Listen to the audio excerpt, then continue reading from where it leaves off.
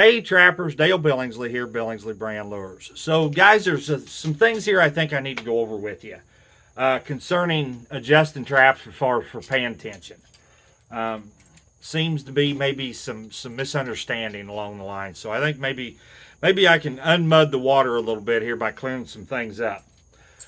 Okay, so first trap we got here is the Duke 550, which is a very popular trap for all of y'all. I mean, I know there's a bunch of y'all that use them. The way you adjust the pan tension on these things is you have to bend the dog. Either bend it up, you know, to put more pan tension on it, or you bend it down to put less on it. Now, the thing you need to understand is when you test these things as far as for pan tension, I always test mine in the center because that's ideally where you want them to step. So I try to put at least 3 pounds of pan tension here, 3 to 3.5 center of the pan. But you have to understand that when you test that again on the outside edge towards the loose jaw, that pan tension is going to change.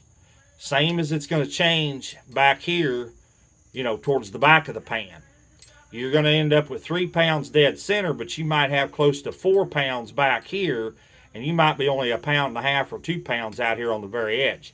So that's something you need to take into consideration, you know, as far as the target animal that you're after, and your setting procedures.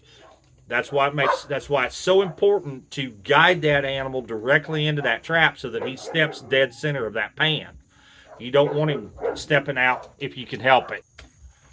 Okay, and as far as adjusting the pan tension on this style, it's just that nut and bolt.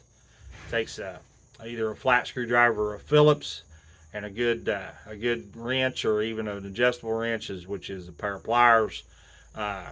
Anyway, then you just start cranking the pan down to, you know, until you think you've got it right.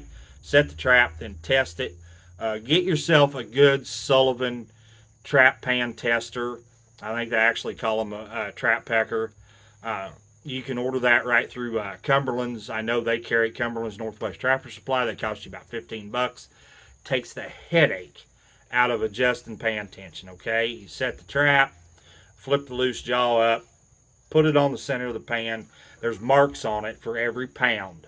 And down clear, I think, to 5 pounds, if I recall right. So you just start pushing until you see where that poundage is and where that trap fires.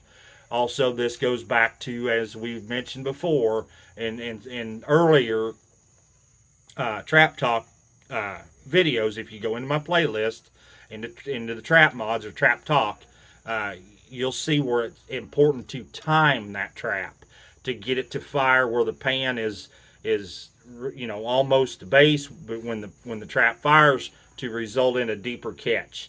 That's very important. Also, we've talked about trimming the pans on round pan traps to get that pan to go clear down to base. That is very, very important to result in a higher catch.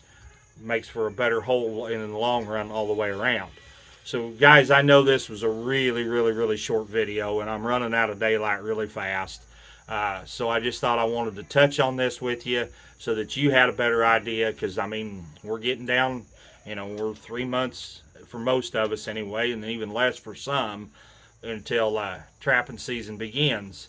So, you know, now's the time to start adjusting things and start making sure that everything is right where you want it, so that come opening day, everything is exactly the same. That speeds up the process.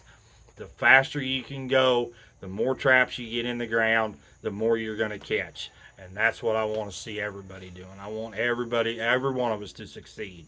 So anyway, guys, appreciate everything you've done for this channel. If you like this content, if you would, please hit that thumbs up for me. If you feel like it, go ahead, hit that notification bell and hit that subscribe button so you don't miss any of my other content. Again, guys, I appreciate it. Thanks a bunch. This is Dale Billingsley with another one. Signing out.